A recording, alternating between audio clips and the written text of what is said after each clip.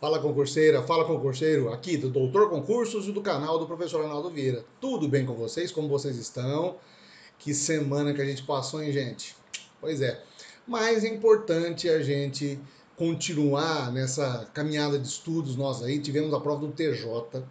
Foi uma prova que ainda está dando muito o que falar. Eu vou falar dela daqui a pouquinho, mas já começando o vídeo, deixa o seu joinha, é importantíssimo para a gente isso, para divulgação desse conteúdo, para outras pessoas que também estão estudando e para você conseguir ter mais acesso, e para nós também, como uma espécie de motivação. Então deixa o seu joinha agora, inscreva-se nos canais da Doutor Concursos e aqui no meu canal, Professor Arnaldo Vieira, e deixe o seu comentário. Em relação à prova do TJ, como eu falei, quero mostrar para vocês que, veja, a gente, de uma maneira geral, se esforça para trazer o conteúdo relevante para vocês.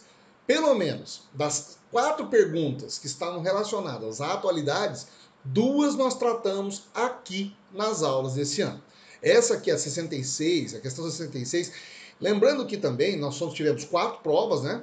4 versões de prova, e cada uma dessas versões vai ter uma alternativa que foi indicada como sendo a correta, que legal? Essa versão aqui, se não me falha a memória, nós estamos com a versão 3 da prova, tá? Então acontece uma pergunta lá, que no dia 22 de abril de 21, a IBC deu a informação, né? Informou que os Estados Unidos e outros países aumentaram as metas de cortes de emissão de gases do efeito estufa em uma cúpula climática global comandada pelo presidente Joe Biden. O evento, intitulado A Cúpula do Dia da Terra, foi realizado virtualmente. O presidente Jair Bolsonaro anunciou sua meta ambiental mais ambiciosa até agora, dizendo que o Brasil chega à neutralidade até 2050, antecipando em 10 anos a meta anterior. Nós tratamos disso na aulinha nossa do dia 18 da semana, entre 18 e 25 de abril. É só você entrar aqui no vídeo e conferir. Eu até coloquei no nosso texto aqui, olha lá, que o Brasil tinha como metas para zerar exatamente as emissões de carbono até 2050. Então veja, quando eu vi essa pergunta, falei, puxa vida, nós tratamos disso em sala de aula. Tá aí a informação que caiu no dia, na semana que a gente estudou no vídeo, que de uma certa maneira englobou as questões que estavam ali acontecendo entre a semana do dia 18 e 25 de abril. Uma outra questão também que caiu no TJ e que a gente também trouxe aqui, a gente tratou aqui, foi a questão falando sobre o satélite, o Amazônia 1. E esse vídeo, inclusive, de fevereiro. A notícia é uma notícia que foi extraída do UOL. A Amazônia 1, primeiro satélite de observação da Terra totalmente projetado, integrado, testado e operado pelo Brasil, foi lançado a 1h57 de hoje, na Índia. O satélite foi colocado em órbita pela missão da Agência Espacial Indiana e tal. E qual era o objetivo, então, do Amazônia 1? Dentre as alternativas que foram dispostas, e talvez essa questão 68 vá suscitar muito recurso, que justamente há um problema, né, entre a alternativa C e a alternativa que fala o pessoal tem muita dúvida em relação a monitorar as fronteiras, né? Também tem uma questão aí que muitas pessoas estão falando que é ver as condições, que a notícia não estava englobando diretamente isso, falando especificamente sobre agricultura. O objetivo do Amazônia 1 seria visualizar as queimadas, né?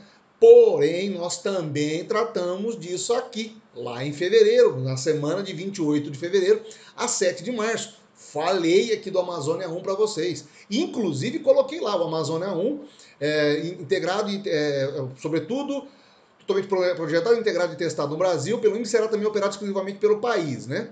E vai monitorar o desmatamento. É claro que aqui eu coloquei desmatamento, mas a informação era muito mais ampla, tá? E aí eu optei por colocar aqui por desmatamento, mas a alternativa que encaixava ali para eles e que pode suscitar algum tipo de recurso é a alternativa que fala sobre monitorar a agricultura.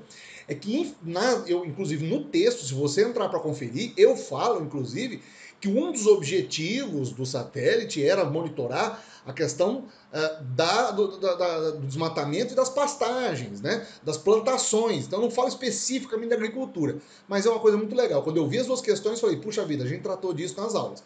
Então quem acompanha o nosso canal aqui sabe que a gente está mais ou menos antenado aí com o que as bancas estão pedindo, tá legal? Prosseguindo, então, gente, vamos aqui falar das notícias âmbito nacional e internacional. Âmbito nacional, essa semana nós tivemos uma espécie de comemoração. Dia 4 de novembro é o Dia da Favela. E foi uma data que, inclusive, foi divulgada na imprensa, porque as notícias davam conta, né, de todas as questões envolvendo as favelas, a questão cultural, a questão inclusive da moradia básica e das faltas que o Estado faz nessas moradias, e por isso que as pessoas recorrem aos morros. Mas principalmente o que eu acho que pode ser englobado, e foi uma informação que saiu também, foi a questão do aumento do número de favelas. Então, enquanto nós temos uma data que servia para comemorar, nós também temos que falar que houve essa reflexão. Que, de uma maneira geral, há uma mostra que significativamente mostra que as pessoas estão indo buscar as residências, buscar os dados, né, que foram divulgados, inclusive, também nessa semana, diz que a área que nós temos aqui passou de 89 mil hectares para 184 mil hectares em 35 anos, ou seja, houve uma elevação da área, né, da área que nós temos aí, 3 vezes a área de Salvador ou 11 vezes a área da cidade de Lisboa. Então, nós temos um momento em que essas informações acabam chegando até nós. Nós temos um crescimento no ranking das favelas. Belém com 51% de aumento, Manaus 48% de aumento e Salvador com 42% de aumento das favelas. Ou seja, nós temos aí todo o contexto histórico. As favelas não são de hoje, elas começaram a surgir em 1897. Há toda uma origem histórica, que pessoas que foram desapropriadas no Rio de Janeiro, principalmente por conta da expansão do governo do Rio de Janeiro, no centro, não tinham para onde morar. Os soldados que vieram da Guerra de Canudos, que também foram até em busca dos morros, porque não tinham estrutura, foram na expectativa de uma providência de uma área, e daí a origem do Morro da Providência, que é considerado o primeiro morro carioca.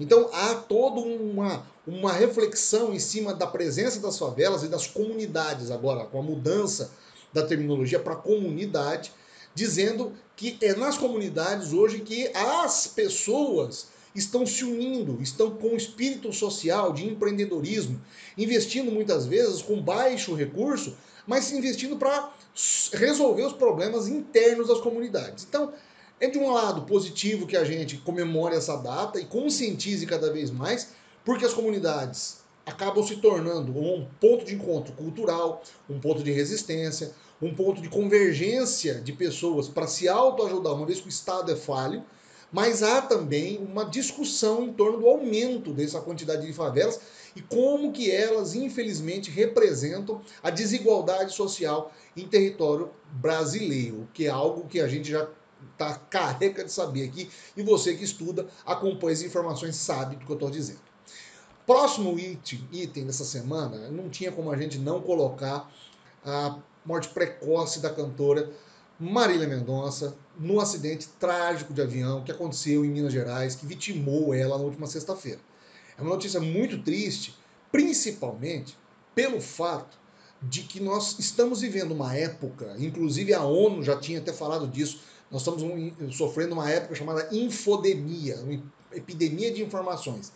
E a quantidade de informações maldosas que circularam, que estão circulando por esses dias sobre a cantora, e as conclusões de pessoas que já estão dizendo como que foi o acidente, sem a informação total cristalizada do CENIPA, que é o órgão da aeronáutica que vai investigar com a maior celeridade e maior responsabilidade possível o que aconteceu, infelizmente, fazem com que a gente coloque essa informação para que você saiba. Além da questão toda que se levanta, né, com a tragédia como um todo, a representação da Marília Mendonça dentro do universo da música, do sertanejo, do feminejo, que é esse movimento em que as mulheres estão cada vez mais tomando a frente, estão tomando posições de destaque na música, principalmente na música sertaneja, mas infelizmente nos acende a luz para essa questão da infodemia, da quantidade de pessoas que vieram com informações equivocadas, que estão ainda divulgando informações erradas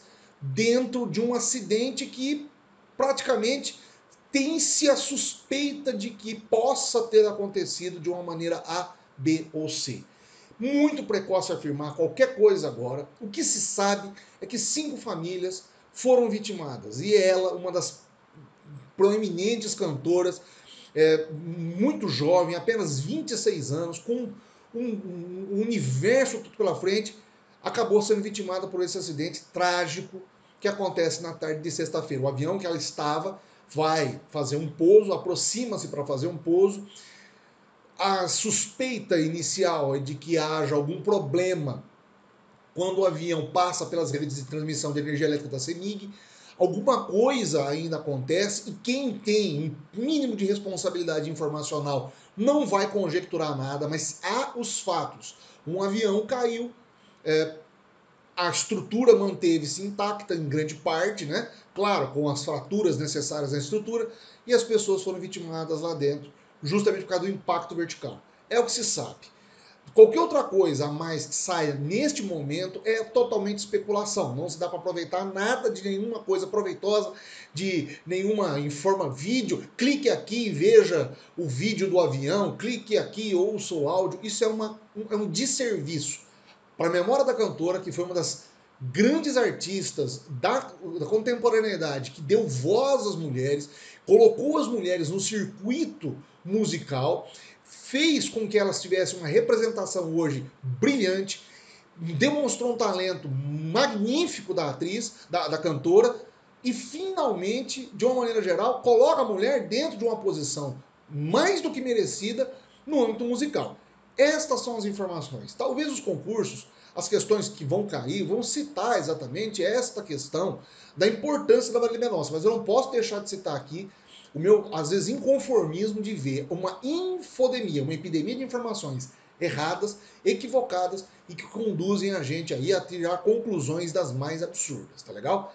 Este é o âmbito que eu quero que vocês enfoquem, que vocês trabalhem daqui para diante quando ouvirem uma notícia. Vamos ouvir, receber a notícia, mas tentar incluir, dependendo do grau da notícia, não levar ela já como definitiva, porque nós precisamos investigar tudo que está por volta, principalmente quando envolve um acidente aéreo, tá legal? Âmbito internacional, gente. A COP26, eu vou esperar inclusive ela terminar para fazer um vídeo mais coeso da COP26, englobando a COP26 como um todo, mas eu tenho que ressaltar uma informação que saiu no começo da semana passada, falando sobre o documento que foi assinado por mais de 100 líderes mundiais que se comprometeram até 2030 a cessar, terminar com os desmatamentos, principalmente os desmatamentos irregulares, mas os desmatamentos como um todo, tá? Esse documento, assinado inclusive por países signatários como Brasil, Congo, países que possuem reservas florestais muito grandes, né? Indonésia, por exemplo, que assinam esse documento, meio que não através pelos seus presidentes ou por os seus líderes, pelas pessoas que estão representando os governos lá, chamam a atenção, mostram uma certa preocupação desses líderes mundiais em relação à questão do aquecimento global. É claro que esse documento foi tratado pelos ambientalistas como sendo uma grande falácia, como sendo algo que não pode esperar até 2030 e que deveria haver uma ação imediata agora. Esses dois lados da moeda têm que ser considerados na hora que a gente for responder qualquer tipo de informação nesse aspecto, voltando à COP23, à COP26. Essa declaração de Glasgow, que foi denominada, né, faz com que, de uma maneira geral, a gente tenha aí 33 milhões de quilômetros quadrados que deverão ser preservados e dizendo que as florestas absorvem 30% das emissões de dióxido de carbono, ou seja, elas previnem exatamente o aquecimento global.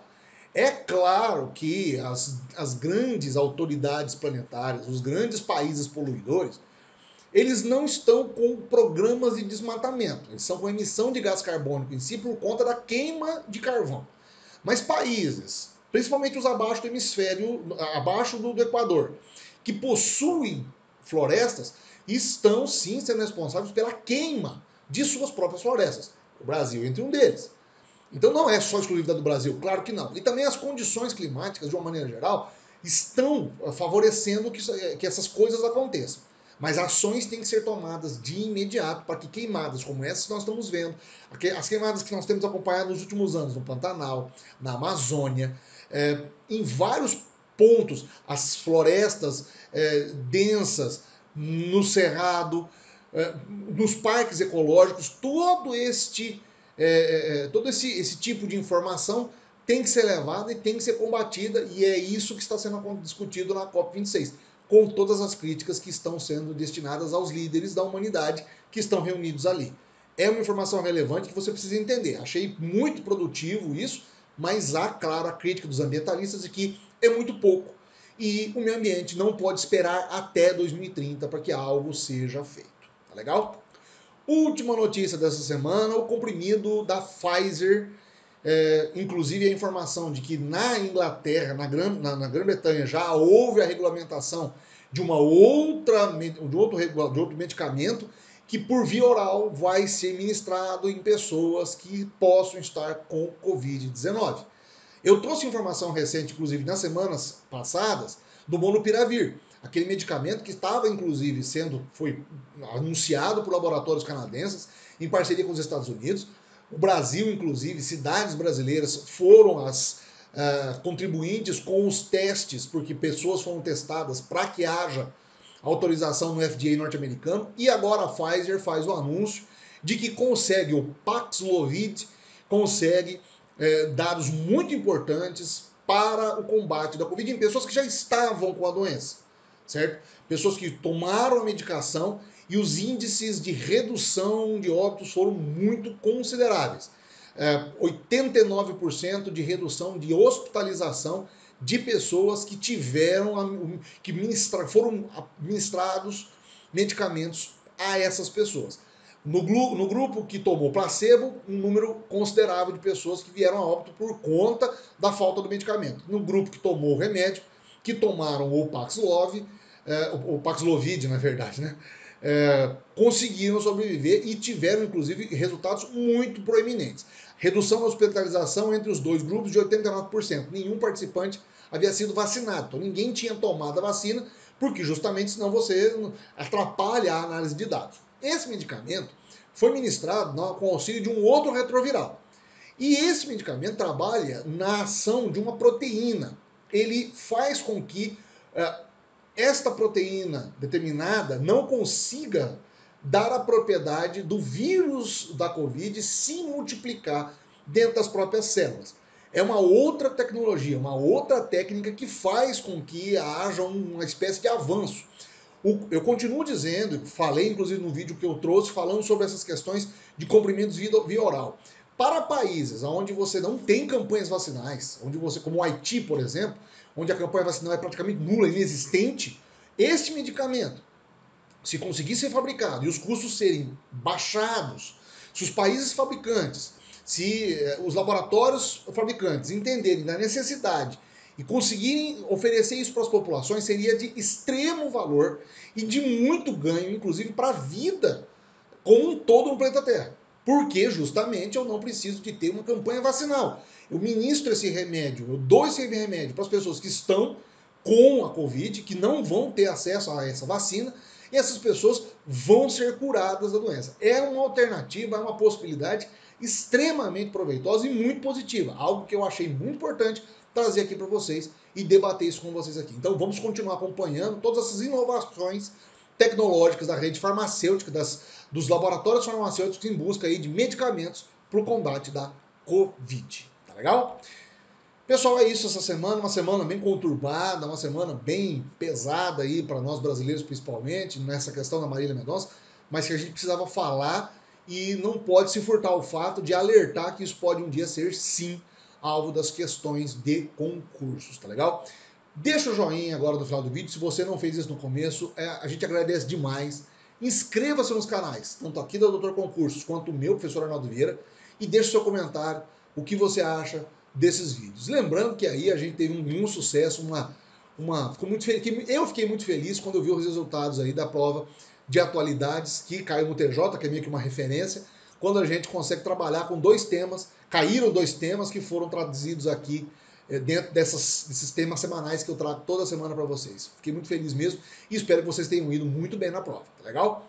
Um grande abraço, pessoal, a gente se vê semana que vem e até lá.